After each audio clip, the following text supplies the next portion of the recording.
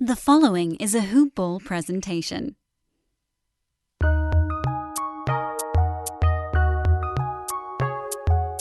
Welcome to the Fantasy NBA Today podcast.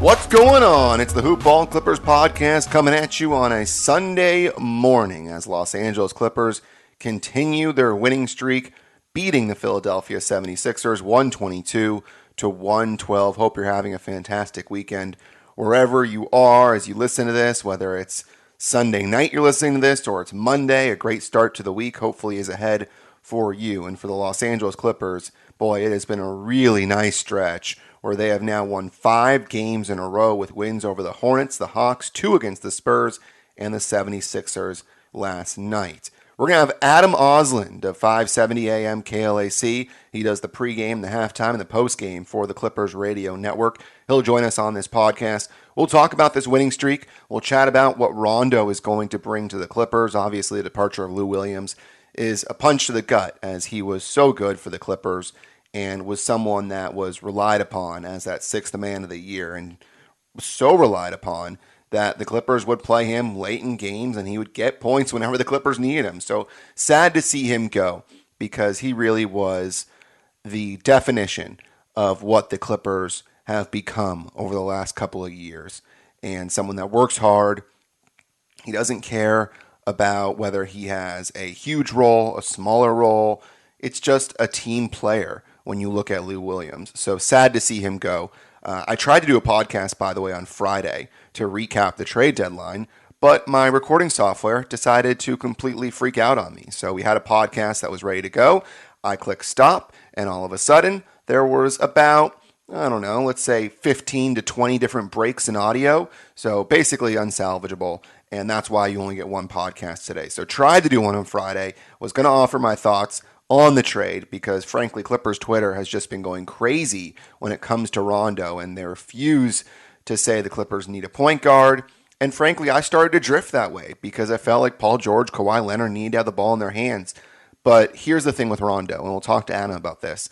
The guy is a proven winner in the playoffs, and that's what this team needs. They need the experience. When they start to go down by 10 points, they need someone that's going to steady the ship. When they have that 3-1 series lead and all of a sudden it starts to disappear, they need someone that's been there to calm things down. They need a leader. And we've talked about this on the podcast where the Clippers don't really have this vocal leader that has been someone that could be relied upon. And perhaps Rondo could be that guy, someone speaking from experience. So welcome to Los Angeles Clippers, Rondo. We're excited to have you and looking forward to see what he brings to this team. He has not had a good year, by the way, and we'll talk about that. But I don't think that the regular season matters for him.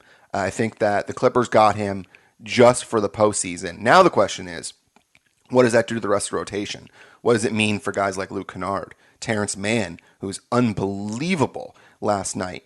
I mean, you can only play 5 guys at a time, and 2 of those guys are going to be Paul George and Kawhi Leonard. So you only have 3 spots, and you got to figure out a way to get these guys minutes. And for Luke Kennard, of course, he had that great game in that comeback win over Atlanta, and he was immediately put back in the rotation. But I'm not sure if he's going to stick. It'll be interesting to see if he does. Before we get to Adam, I got to tell you about our friends over at MyBookie. Ever since I started this podcast, people are always asking me for betting tips. I always get asked, who you got? Are you going to go with the spread? Are you going to go with the money line? Whether it's Premier League, whether it's basketball, NBA, and college, because of course March Madness is going on, whether it's NFL, whether it's college football, whether it's tennis, it's golf, it's all there on MyBookie. And I tell them that I am going to bet with MyBookie. Their rep is rock solid. They've got the best odds, contests, and promotions in the business. Really the only one that I trust to place any sort of bet, whether it's on a big game like the National Championship or a smaller game like a regular season game. You know me, I don't give out my stamp of approval easily. To earn it, you've got to be the best at what you do, and MyBookie is the best sportsbook out there, period. It's simple. Sign up, enter the promo code HOOPBALL. That's HOOPBALL, and get your deposit matched up to $1,000. That's the promo code HOOPBALL. Head over to MyBookie if you want to add a little excitement to the sports you love and the games you bet. And if you need a little bit of help, how about hit up the guys at the Hoop Ball Gaming Department? They do such a good job. Devin heads up that department. They've got so many dudes there that just know what they're doing, whether it's college basketball, whether it's soccer, whether it's MMA, whether it's golf. They're all there. You can get the wager pass as well, which is super cheap, and they give out their premium plays. So highly suggest you check out the Hoopball Gaming account, and then take that money that you want to win, double it, triple it, head to my bookie and get some money, because at my bookie, it's easy. Be a bet with the best. Bet with my bookie. All right, let's bring in Adam Ausland. You hear his dulcet tones on 570 AM KLAC. You also read him on Twitter at @FollowAdamA. He is the pregame, halftime, postgame host of Clippers basketball. Adam Ausland, back on the Hoopball Clippers podcast. Adam, what's up, man? Dulcet tones, you must be talking about Noah Eagle. That can't be me, man. I got this high-pitched, nasally voice at times like I'm young Eminem. Come on. Young Eminem. Oh, that's a certain comparison that I wasn't expecting. Young Eminem, Adam Ausland. Adam Eminem Ausland. LP up in this. Let's go. Listen, if there's anybody that knows how to make a great basketball to music reference, it is the two of you guys. And I mean, Noah does a great job incorporating that stuff. And we even got a It's Always Sunny in Philadelphia reference last night from Brian Seaman. The Clippers broadcasters in general, just the pop culture references, phenomenal. They know their audience. They know what Clipper Nation likes. I mean, Brian Seaman going in on the Batum Battalion assemble was just epic. And Noah Eagle, oh my goodness, in his second year with the Clippers, I couldn't be happier working with someone like him. He's just phenomenal. Yeah, well, listen, the Clippers are very lucky to have everybody that they've got in place right now, whether it's you doing pregame, postgame, halftime, whether it's Noah, whether it's Brian. It's an incredible group of broadcasters, but you are the guest on today's show, and we got a lot to cover. Want to talk about this Clippers win streak. Want to talk about Rondo and what he's going to bring to the team. Got a lot to break into. I want to start with Rondo because I have a confession, Adam, and that is that I follow a lot of people on Twitter that are Clippers bloggers that go deep into the tape, and they've been saying all along, you know what? The Clippers do not need a point guard. They just don't. And even guys like Justin Wilson, who's on this show a bunch, every other week we try to have him on as a regular co-host. And he's been saying time and time again, PG, Kawhi, those are the ones that initiate the offense. And there's obviously a part of me that takes a step back, and then you listen to the national people. Guys like, you can look at Michael Wilbon, you look at Bill Simmons, and those guys are saying they need a point guard. And so I'm sitting here trying to figure out where I really go. Am I pro point guard? Am I anti point guard? I said last year they needed somebody that was a backup. I've now started to kind of sit in the middle because I don't know really where to go. I'm curious to get your take before we even get into Rondo itself and what he's going to bring to the team. Did you feel like the Clippers needed a backup point guard?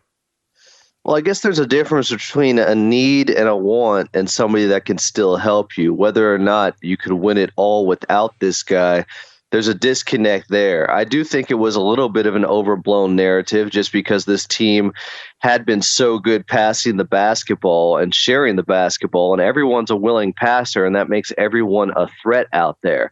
And I still think that's going to be a huge part of their offense, even with Rajon Rondo there now.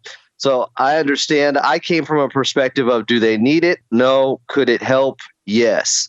But if they didn't make that move, because we've seen Kawhi Leonard going back to last season, he upped his assists to a place he'd never been before. But this season has been more about Paul George being more of a facilitator out there and playing the Scottie Pippen role at times in those Chicago sets and the triangle stuff that Ty Lue has implemented. And his passing's been phenomenal. He had 9 assists last night. In their most recent victory, the huge win over the Philadelphia 76ers. So he's gotten better in that area. So that stuff's still going to pay dividends no matter if there's a true point guard on the floor with those two guys or not, because they have an increased skill set now in that area. So did they need it? I don't know, but it's nice to have it. Rather have it, not need it, than need it and not have it, right? Yeah, no, spot on. And I think it's interesting because with Rondo, you look at his numbers this year and they're really bad. I mean, let's be honest. You look at what he's averaging. He's just under 4 points per game. He's at 3.5 assists. He's about a turnover and a half per game. He's shooting 40%. Last year he shot 41.8%. And I have grown to basically accept that Rondo's not a guy you got for the regular season. This is not somebody that's going to come in and be the reason why you get the 2 seed or the 1 seed as opposed to the 3 or the 4. That's not why you got Rondo. You got Rondo because when you have a 3-1 series lead and a team starts to make a comeback, you need somebody apart from Kawhi Leonard, Serge Ibaka, that's been there before and is able to calm the storm and steady the ship. And Rondo is a guy that has been there. And we know what he did last year with the Lakers. He basically won a game by himself. And this is a guy that's going to be needed to shoot and make the threes that he was making with the Lakers. So this is not a move for the regular season. You can go ahead and initiate the offense all you want with Kawhi and PG.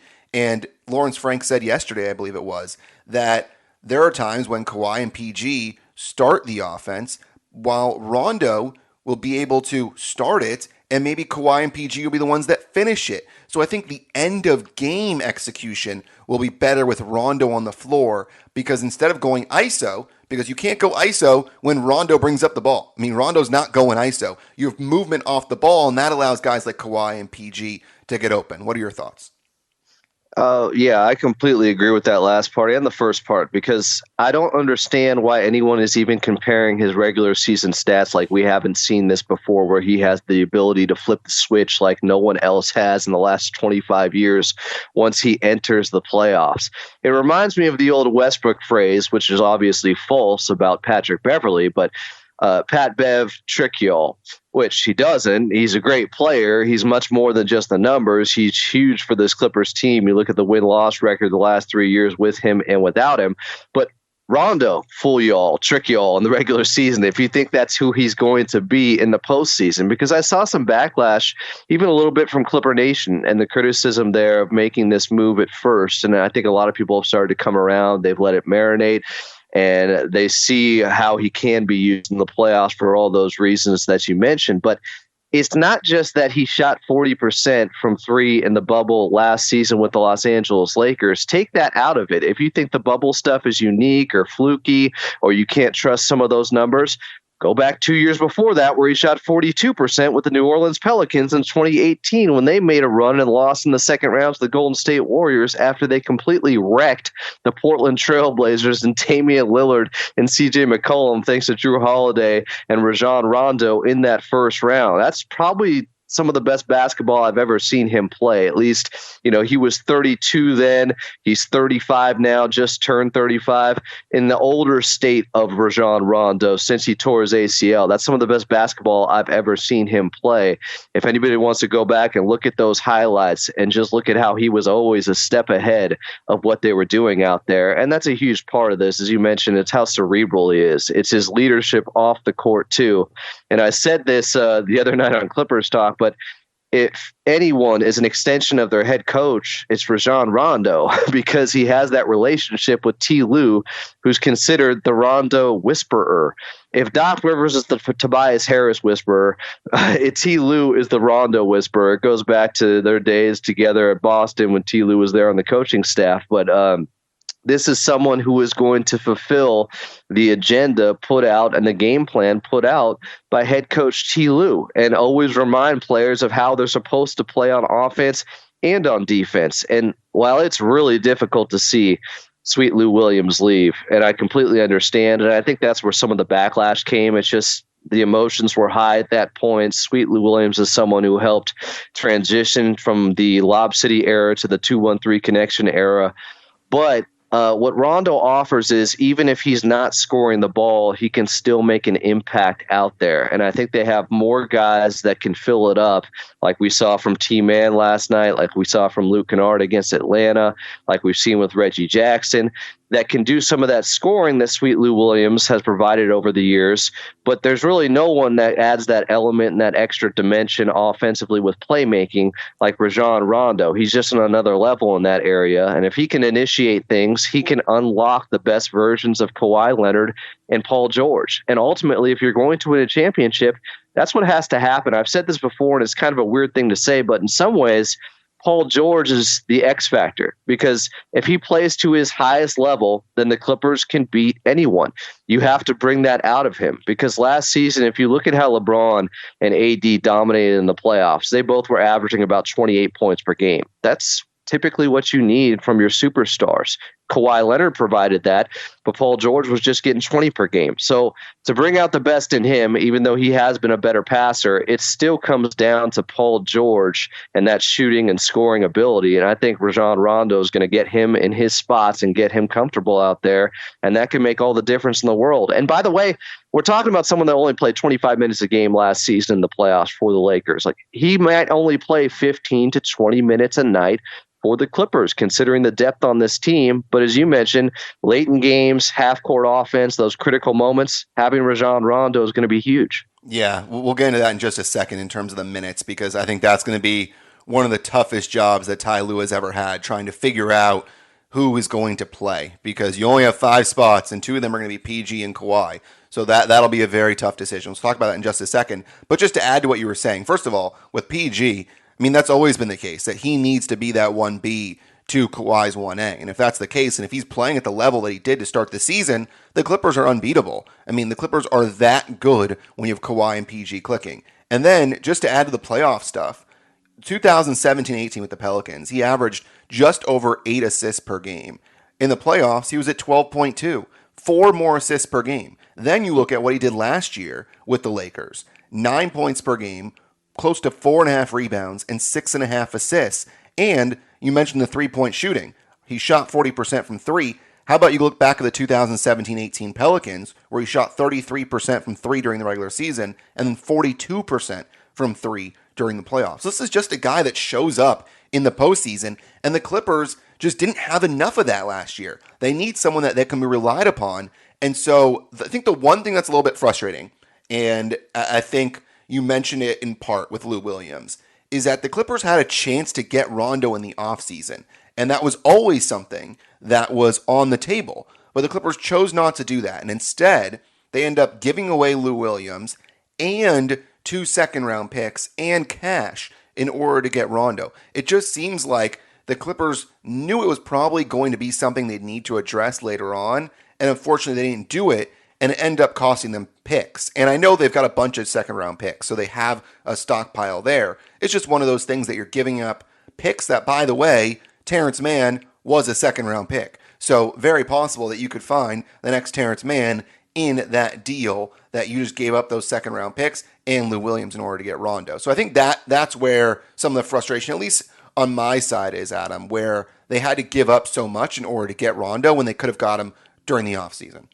I'll say this, though, and I go back to this. I truly believe the fact that Kawhi and Paul George have had the offense run through them much more this season than last season is going to pay off. The experience that they had throughout the first 40, 50 games of this season, I guess there's 27 left, that's going to be huge for them. So not having maybe the training wheels of Rajon Rondo with them early on in the season can also be big. Because like I said, he may only play 20 minutes per game. They still needed to advance their game passing-wise in those areas, and they've been able to do that because they didn't have that prototypical facilitator, traditional point guard, floor general out there. So, yeah, I understand the frustration of giving away the second-round picks, but also, as you mentioned, they did have a glut of them. And while they did get Terrence Mann, the Terrence Manns and the THTs that you can find in the second round, while the Clippers front office is great, it's still not easy. So it's just a move you had to make at this point, whether or not, you can look back and gripe about the fact they could have had him to begin with. I think that's actually a blessing in disguise because it forced Kawhi Leonard and Paul George to have to play more point guard-like roles. That's a really interesting point and a really good counterpoint to something that I said. I mean, that's a really good point that Kawhi. I got counters for days, Brandon. Listen, man, you nailed that. Kawhi and PG, absolutely. Back. Listen, you are the man that hosts the show for a reason on Clippers Talk. I mean, you know exactly how to spin it in a positive way, and that's certainly how you do it, that those two guys had the ball in their hands. And I bring it back to what I said with Lawrence Frank, that he said he wanted Kawhi and PG finishing plays as opposed to starting them. And he said, listen, the Clippers still have a top 2 half-court offense. So it's not like that was a problem, but this is something they think can be more of a help than something that you don't do. I mean, you bring in a guy like Rondo, and perhaps he is someone that can push you just over the top to get that title. And Ty Lue said that his basketball intelligence is rivaled only by LeBron and CP3. So really that's high praise for a guy like Rondo. Let's get in, though, to the guard rotation, because I think this is going to be a really difficult thing for Ty Lue to figure out. And that is that, first of all, Reggie Jackson was out of the rotation to start the season after that 10-game sample size. Then he got himself back into it when Pat Bev got hurt. So when, and I don't even know if this is going to happen, when you have Pat Beverly healthy, along with Mann, Kennard, Reggie Jackson, and Rondo, that really screams DNP CD for at least one of those guys. And it's going to be unfortunate. How do you handle this if you're Ty Lue? Because Terrence Mann has just been unbelievable of late. I mean, this is a guy that during the offseason, we were saying, okay, yeah, he had a great time in Hawaii a couple of years ago. He's someone that everyone had high hopes for, didn't put it together during the regular season. Jerry West has had really high hopes for him ever since they drafted him. And Brian Seaman told a story yesterday on the broadcast about how he was at a table with Lawrence Frank and he was with Jerry West as well. And they had really high praise for Mann. But now the question is, how do you get all these guys on the floor? Because Kennard won you a game basically in Atlanta, and then all of a sudden he's seeing 5 minutes or less. How do you do it, Adam? Yeah, Luke Kennard to me is likely going to be the odd man out at times. But here's the good thing. Unlike what we've seen the last 7 years, and I love Doc, and there's always a place in my heart for Doc with this Clippers organization because I feel like he helped get them to another level as they move along here, trying to get towards that first championship. He added credibility and legitimacy. But sometimes he was loyal to a fault, and it was a double-edged sword with him because he would empower players and give them confidence by the fact, and J.J. Redick has talked about this before, that he could go into a slump and he knows he's not going to lose any minutes out there. But Ty Lue has shown the ability to ride the hot hand with whoever has it going and make adjustments on the fly very quickly, and that's something that I think was missing at times. So even though Luke Kennard has that really good game where he goes 8 for 8, and then Terrence Mann starts 8 for 8 last night, coincidentally, but Luke Kennard wins them that game against the Atlanta Hawks. He and Terrence Mann really were the ones who fueled that victory. But then he goes right back to not playing as much in the next couple of contests. But he has gotten run in the first halves of both of those last couple of games. And he's gotten opportunities to see if he gets it going. Then I think Ty Lue would have kept riding with him. But Terrence Mann's somebody that you can't get out of the rotation right now. And when Patrick Beverly is healthy and they have Rajon Rondo back, I don't know how much Reggie Jackson is going to be playing as well, but stay Reggie, stay ready. He's been like that all season long. He's been so versatile with being able to come off the bench or start when Patrick Beverly is not there, and he seems to thrive and be really consistent. And all of a sudden he goes from the other lowercase GOAT last year after Luke Kennard hit that shot with him playing defense, or not Luke Kennard, but Luka Doncic hitting that shot in Game 4 against him, and fans were down on Reggie Jackson. He's been a fan favorite this season. Everyone's turned around with him because he's just been so consistent out there no matter what has been asked of him in his role. So I do think they have a guy there that it doesn't matter if he plays one night or doesn't. And Pat has been the same way. Obviously, just add water with Patrick Patterson. But maybe there's something to that with his leadership rubbing off on guys like Reggie Jackson. But to me, Luke Kennard's probably going to be the odd man out. But I wouldn't be shocked if, because Ty Lue's been pushing all the right buttons, that here and there he tries something and then pulls the plug quickly if it doesn't work. And that's very difficult to do, by the way, if you're a player, to sit and not rack up any minutes and then all of a sudden get vaulted into a bigger role. And so for the guys like Reggie Jackson and Luke Kennard that have done just that, and you can even add Pat to that too, where they get a DNP CD and all of a sudden they come in. And for Kennard, he's the one that basically won the game for them along with T-Man against Atlanta. And then Reggie Jackson, Pat Bev gets hurt. He gets inserted in the starting lineup, and he's been fantastic. And you can even go to what Lawrence Frank said about the buyout players. And they talked about, well, here's the thing. You want to bring somebody in that's going to help your team out, but you don't want to tell them, hey, there's going to be a huge role for you if there's not a huge role for them. And it's more that they want to have somebody that's good in the locker room that helps the team chemistry than anything else. And I thought Andrew Greif posted that today on Twitter, that paragraph from that answer from Lawrence Frank yesterday. It makes you think, okay, so the Clippers obviously are not getting Andre Drummond. As of this recording, it seems like he's going to the Lakers. I believe Woj just tweeted that out. So you're not going to get a guy like Drummond because you have Zoo, you have Ibaka. There just isn't a role for him there. And you don't want to bring in a guy like Drummond that is going to all of a sudden get a small amount of minutes and get upset. And that's why you have to be so thankful that you have guys like Kennard and Reggie Jackson and Patrick Patterson that are okay not playing, but then when they're called upon, they end up contributing. And it's going to be difficult to do that in the playoffs. But to your point, it's very possible that's something that Ty Lue ends up doing because you mentioned it. Doc Rivers does not adjust. I mean, last year, his inability to figure out that Zoo needs to play over Trez was baffling, while Ty Lue is going to switch things around. So that is definitely different. But man, it's a really tough quality to sit on the bench and then all of a sudden play 30 plus minutes. But the Clippers really have to be thankful for the guys they have.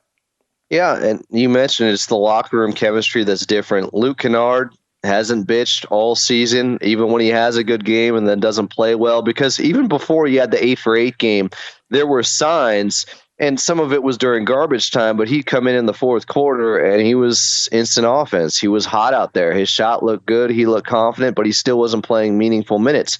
But he never complained about it. Reggie Jackson isn't going to complain about it. This is someone who also is the BFF of Paul George, and he wants to see his guy, if you listen to his hype intros whenever they're doing their post-game media sessions, he wants to see his guy thrive, it seems like, more than anything else. So he's very selfless. So you have the right type of guys that know the roles and know, if my number is called, I'm going to perform. Otherwise, I'm going to be a professional, and I'm going to sit there and encourage my teammates and help make them better, maybe from pointers from the bench. And that's just the way it has to be on a team with championship expectations sometimes. You're not going to play. Mitch Richmond is not going to play. Isaiah Ryder's not going to play for the Lakers, It's stuff like that. You have to accept it. Wow, you're going way back there with those. I mean, listen, you are definitely going way back with those names. And yeah, it's really going to be interesting to see what Ty Lue does. But the fact that he's got some depth and he's got guys ready at each position has been really helpful. I mean, that's one thing. The Clippers do have a true backup now. It really does seem at every single position, which is... And this is... Go ahead. Sorry to cut off there, Brandon, but this feels like the first time the last 5 games that they've been able to overcome not having their emotional leader out there in Patrick Beverley for an extended period of time, where they finally have figured out, okay, we can't just rely on this one guy providing that energy and that spark. And some of that is because of the way Terrence Mann plays, obviously. But they finally had to accept, and Kawhi Leonard said this post-game recently, that we can't just be relying on that one guy to make us lock in defensively and play hard on both ends all the time. And I think that was an important lesson for this team, and it could be a blessing in disguise. You never want to see anyone get injured, but they've had to get by finally without Patrick Beverley, who they over the years have had a losing record when he's not out there on the court. His intangibles, he means so much to this team, but this is something where it's a learning experience for this Clippers team that I think is going to pay off. Such a good point. And you look at 2 of the last 5 games, the Clippers have given up 100 points or less, and you make it to 101. It's 3 of the last 5 games where they've given up 101 or less. And this defense has struggled without Patrick Beverley. But it really does seem like they have finally figured out how to play without him. And the biggest gripe that you have with Pat Beverley is just his availability. He's not a guy that's going to be available all the time. And so I think this Rondo trade allows you to bring somebody in that can be a floor general, that can play some defense, and should help out with the Clippers. Now I'm going to ask you a tough question, and I'll also give my answer. So it won't just be you that's on the hook here. What's your ideal closing 5 now with Rondo in the mix? Is it Rondo, PG, Kawhi, Ibaka, Morris? What is your ideal start closing 5 now? I mean, it depends on the opposition, but obviously Kawhi and PG are in there. I think Marcus Morris needs to be in there because he's one more very versatile guy that if you're playing a team that's going smaller, or even if they do have a physical 5, Marcus Morris can play there at times. But Nicholas Batum, because I love his passing and the way he keeps the offense in rhythm. And also, he's been clutch. Nicholas Batum coming up with big corner threes seems to be a pattern this season, seems to be a trend, even going back to the win in Phoenix. And then it's probably that fifth guy that could be interchangeable. Now, Ivica Zubac, Yep. he's made his case for being the starting five. And I don't think he really cares about that. He just goes out there and plays. Even though at times the effort's been up and down on this roster, there have been three guys that you can always rely on for that effort. Terrence Mann, Ivica Zubac, and Patrick Beverley when he's available. Ivica Zubac has been an absolute beast. I always say unleash the beast. I feel like he could be even more involved offensively at times and be that cure for the paint scoring. But obviously, if they have a big, I'm going with Ivica Zubac because even he against someone like Luka Doncic, he's gotten even better with his perimeter defense. We saw that recently in those 2 games in Dallas. So he's not much of a liability, even if they get the switch on him. He's got quicker feet than I think anybody ever realized. Still just 24 years of age. It's the old Jason Tatum thing now. But and he just turned 24. I mean, I love Ivica Zubac in the closing five. And that's another reason to love Ty Lue also. All of a sudden, Ivica Zubac playing 30 minutes a game. I know it's without Serge Ibaka, but he played in more fourth quarters this season, like 20 games into the year than he had all of last season. So if I had my druthers, and it still depends on the matchup and who the opposition is throwing out there, but in general, I'd want Ivica Zubac to be that fifth guy. All right, folks, let's take a quick break from our conversation with Adam and talk about what we have going on at hoop-ball.com. We have approached the most critical point in your fantasy season. We have a couple weeks left until the playoffs. If you're in a head-to-head league, Roto League, it's going down to the wire. Now is the time to make sure you secure that victory. And how do you do that? With the Fantasy Pass. It is the best deal in the industry, just $4.99 per month, and it's excellent. Why? Zero commitment. Sign up for 1 month for $5. If you don't like it, you can cancel. We know you'll love it though, but it's always nice to make sure you have that option. The Fantasy Pass is everything you need to dominate, especially in the playoffs. You need to make that big decision. Who do you start? Who do you add? Who do you drop? That last second trade you need to make. Our Hoopball pros are here to help around the clock. The Hoopball Discord server, you can hang out with all the pros around the clock, and of course, other players as well. So your fellow fantasy friends are there to help. Of course, you also have updating projections, streaming charts, pickups, drops. It's all there. So please do check it out. Head to hoop-ball.com. Click on the Fantasy Pass ad just below the main media wall. And if you haven't signed up for the Bruise Letter, not sure what you're waiting for, Aaron Brewski had that big audio Bruise Letter last time around. He's got those fingers typing, and it is trying to find you the best nuggets in the game. Go to bit.ly/BruiseLetter2021. Sign up in 10 seconds. Again, the site is bit.ly, bit.ly/BruiseLetter2021. Aaron Brewski, straight to your inbox. Enjoy. So that means that you have Rondo on the bench. It means that you have Reggie Jackson, you have Kennard, you have Ibaka, you have Pat Bev. But look, it's crazy. That's your big, I guess, closing five. Yeah, I think it's going to vary. Batum, Marcus Morris, Ivica Zubac. But obviously there's going to be times where, okay, it's not Marcus Morris out there, or it's not Nicholas Batum. Those are the two guys you'd probably switch out for Rajon Rondo or Patrick Beverley. Yeah, I mean, it's going to be matchup based, and I don't think we could say that last year.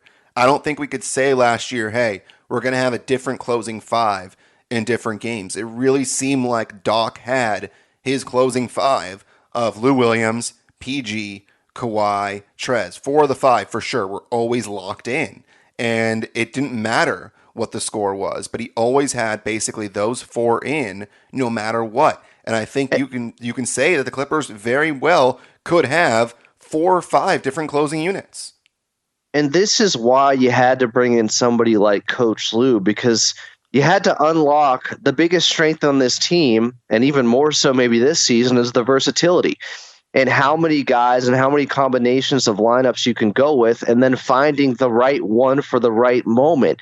And Doc never really did that, even though they talked a little bit about playing Marcus Morris at the 5. It didn't materialize as much as we wanted, with them having everybody 5 out shooters out there all the time. It never really happened, but I completely have full trust in Coach Lue being able to do this now. And that's the way they're going to be able to win a championship. If they pull it off, part of the reason is because they're one of the most versatile, switchable teams out there. Let's talk about this current winning streak, and this will be the last thing we talk about, and that is the Clippers now winning 5 in a row. They've won 6 of their last 7. They beat up on the Hornets, who, by the way, are a sneaky good team, and LaMelo Ball was somewhat healthy in that game. Sucks to see him out. They beat the Hawks, who have turned things around. They beat the Spurs twice, and they beat Philadelphia yesterday. And that win over Philly, despite not having Embiid, was still a pretty good win. As they have the Bucks, who, I mean, that's going to be a tough game tomorrow. But what has been the key, do you think, to this 5-game winning streak? Because it really does seem like every single game, it's someone different stepping up. I mean, you look yesterday for Terrence Mann to shoot the way he did, 10 of 12 from the field, 23 points, 2 of 2 from 3. Earlier today, I saw a tweet that was posted, I believe, by Shane Young, that he asked post-game about the three-point shooting in the corners for Terrence Mann. I believe he's shooting 47% from there. And it really does seem like night to night. PG was really bad to start yesterday. He ends up with 24 points. Kawhi ends up with 28. Reggie Jackson, you mentioned Zoo's been great. Marcus Morris has been really good. And then, of course, you Terrence Mann, like I said, it really does seem like night to night it's someone different. It seems like this team is finally figuring out how to play together, both offensively and defensively, and has figured out how much effort needs to be put forth in order to win basketball games. You're not taking a night off. You have played a lot harder on the defensive end, and all of a sudden it's showing up in victories. Completely. And I think effort and mindset is the biggest key, and Coach Lewis stressed this over and over again.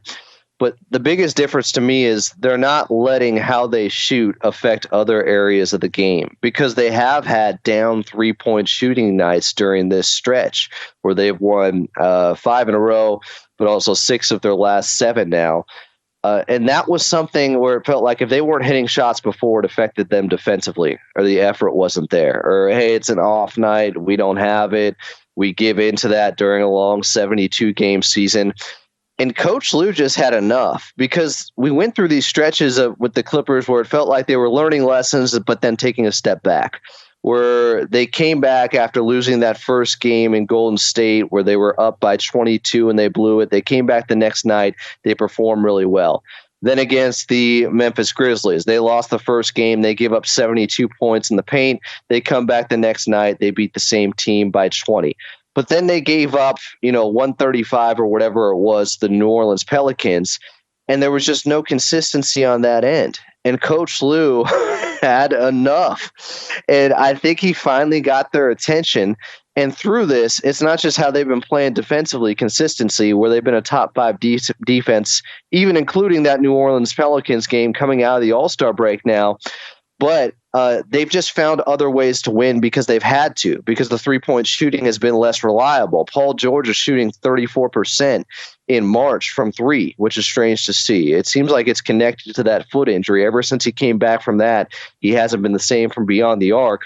But this is also a good thing. You have to have a multitude of ways to win basketball games. You can't just be one-dimensional, especially when it's all about the three-point line and three-point shooting in the playoffs. That comes and goes. You don't want to live and die by the 3. Now they're getting into the paint. And credit PG-13 and Paul George, because guys have said this over and over again too, but when they started to lock in more defensively and ramp things up on that end, everybody else kind of fell in line. But also, they've been relentless with getting to the basket. Last night, the game before that, even without Kawhi Leonard, they've been so intent in making this concerted effort to get into the paint. And it's not as much paint and spray out now to three-point shooters. It's paint and either get fouled, and I think they attempted 27 free throws last night, or get an easy bucket. And they're putting more pressure on the defense. And I think that's super valuable come playoff time, because that's just another formula, another way to win. But ultimately, it's what you said. It's the consistent effort out there that's changed, that has led to this run. And all of a sudden, the Clippers find themselves a half a game back of Phoenix. And Phoenix is playing in Charlotte while we record this.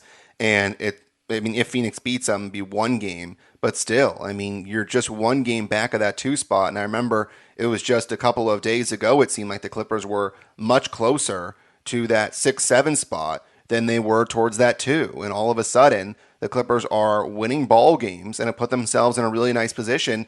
And this homestand will be really interesting for me, Adam. And it opened up yesterday, obviously, with Philadelphia. I don't know if I've ever seen a 9-game homestand for a team. I mean, maybe in baseball, you get a 9-game homestand, but not in the NBA.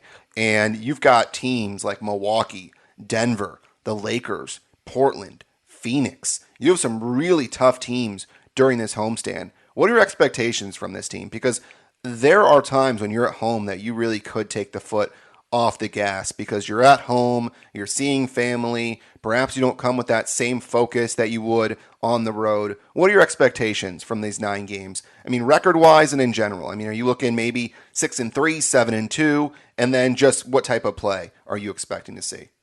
Well, I think last night was a very good sign because sometimes that last game during a homestand when you're knowing you're going out on the road, you take your foot off the gas, or that first game back from a road trip, you take your foot off the gas. And they were still locked in, and it probably helped that Marcus Morris and Kawhi Leonard were back. But I circled this when I first saw the second half of the season schedule because I thought, this is that moment where they can crystallize and become the team that Ty Lue wants them to become because 17 days straight in Los Angeles during this 9-game homestand, they're going to get more practices in. Now, hopefully, they can get healthy. That's still a big part of this. Doing this is even more impressive without Serge Ibaka and Patrick Beverley. But ultimately, that health can lead to consistency. But I think this is a great opportunity for this team. And it's something we can look back on if they make a deep run, if they end up winning the championship. To me, it's one of those stretches that you could look back on and say, this is when it came together for them. This is when they figured it out because getting those practices in, but then also playing stiff competition, the Milwaukee Bucks, the Denver Nuggets, the Lakers likely won't have LeBron James or Anthony Davis on that game on April 4th, but the Phoenix Suns are coming in here, the Trailblazers. This is an opportunity to really build and develop those championship traits in those big moments in the playoffs that you need to look back on and have in your back pocket confidence-wise. So I think it's possible. You know, they go 6-3, 7-2, something like that. This team looks to be turning that corner. I don't want to speak too soon, but look, they just went over a month without winning 2 games straight, and now they made it 5 straight against good competition too. So there is something building already, but it's great to have that started before this road trip or before this homestand, I should say, got underway, because now they really could prove that they're that team that we thought they could be all along. Because last year, I always felt like they could get to a place that no other organization could or no other team could on the court. It just depended on how often they got there and how long they could stay there. But now they looked more locked in. Those lessons hopefully have been learned, and that effort continues to stay night in and night out with this team. Yeah, I would call 6-3 solid. I would call 7-2 a success on this homestand, and we'll see if the Clippers are able to get to it because you got some tough teams on the schedule, but winning against Philadelphia to open things up, man, is really impressive. Adam Ausland, one of my favorite guests to have on the Hoop Ball Clippers podcast. Adam, go ahead. Where can everybody follow you? Where can they listen to you? Because I know you also have yourself a podcast as well. Yeah, the FNA podcast, FNApodcast.com with myself and Kevin Figures from AM 570 LA Sports, the spinoff of the Petros and Money Show. But just get to me at Follow Adam A, and you can see all the other outlets I'm on there if you just go in my bio. Adam, appreciate it, man. Brandon, anytime, man. Keep up the good work. Always love chatting with my guy, Adam Ausland. Go ahead and check out his FNA podcast and also listen to him on 570 AM KLAC. He does a great job. Really is a fantastic dude to have on the show. So, a big homestand for the Los Angeles Clippers, and it's going to be very interesting to see how the Clippers play during this homestand. I briefly touched on it with Adam, but you're going to see what this team is made of and where their focus lies during this homestand. You have back-to-back against Milwaukee and Orlando. Orlando, by the way, very much a team that should be a walkover. Easy win for the Clippers. Same with Houston and Detroit at the end of the homestand. So you've got a tough stretch. Denver, LA, Portland, Phoenix. That's sandwiched in there. But the Milwaukee game's huge. It's really important. Milwaukee just rested basically everybody yesterday. So they'll be fresh and ready to go. But we'll see what the Clippers have. And they lost to Milwaukee earlier in the season when they went ISO at the end of the game. And it was not good. It was not pretty to see them finish the game like that. Perhaps Rondo is a guy that can help them out in that situation. Is there anything better than fresh mowed grass at the ballpark on opening day? How about freshly groomed balls? Our sponsors at Manscaped, the global leaders in below-the-waist grooming, are here to help you strike out your bush for good. It's a whole new ball game, folks, and Manscaped is trusted by over 2 million men worldwide. Join the movement. Get 20% off and free shipping with the code HoopBall20 at manscaped.com. I'm telling you, these products are no joke. So easy to use. I have all the confidence in the world with the best tools for the job at Manscaped. Talk about the ultimate utility man. Manscaped is like the Mike Trout of ball trimmers. And I am an Angels fan, and I love Mike Trout. So that is some high praise right there. They've got so many different things that you can get involved with, whether it's the Crop Preserver, the Crop Reviver. They've got the Perfect Package 3.0, which includes both of those. Of course, you have the Lawnmower 3.0, which is thrown in there, which is simply the best hygiene tool for the modern man. Hits the sweet spot in every way for your balls. Talk about the best product. Get 20% off and free shipping with the code HoopBall20 at manscaped.com. Hit the ball out of the park this season with Manscaped's Perfect Package 3.0. Baseball's back. Don't let your bush get out of whack. 20% off and free shipping with the code HoopBall20 at manscaped.com. All right, so up ahead, it's Milwaukee, Orlando, Denver, and LA. Those are the 4 teams this week. We'll be back on Sunday for sure with a podcast with Justin Wilson, ideally, to recap that Los Angeles Lakers versus Los Angeles Clippers showdown. But we'll aim to have a podcast as well on either Wednesday or Friday, most likely Friday, where we'll chat about the Milwaukee, Orlando, and Denver groupings of game. We'll talk about those 3 matchups, and then we'll obviously preview the Lakers game, and then we'll have Justin on for a recap on Sunday. So things going to try and stay consistent. I know I keep saying I'm trying to get 2 a week. We'll for sure try and aim for that, and we're going to try and aim for a Thursday Sunday or a Friday Sunday or a Thursday Saturday, something like that. But things are getting a little crazy on my end, so we got a child on the way. So no promises on everything, but we are going to do our best to get you at least 2 podcasts out per week. This was a good one. I hope it was worth the wait. I thought so. You can follow me on Twitter at BDMarcus. You can follow the Twitter handle for the podcast at HoopBallClips. And of course, if you can rate and review the podcast wherever you do listen to your podcast, that would be a huge help. So until next time, I'm Brandon Marcus, and go Clips.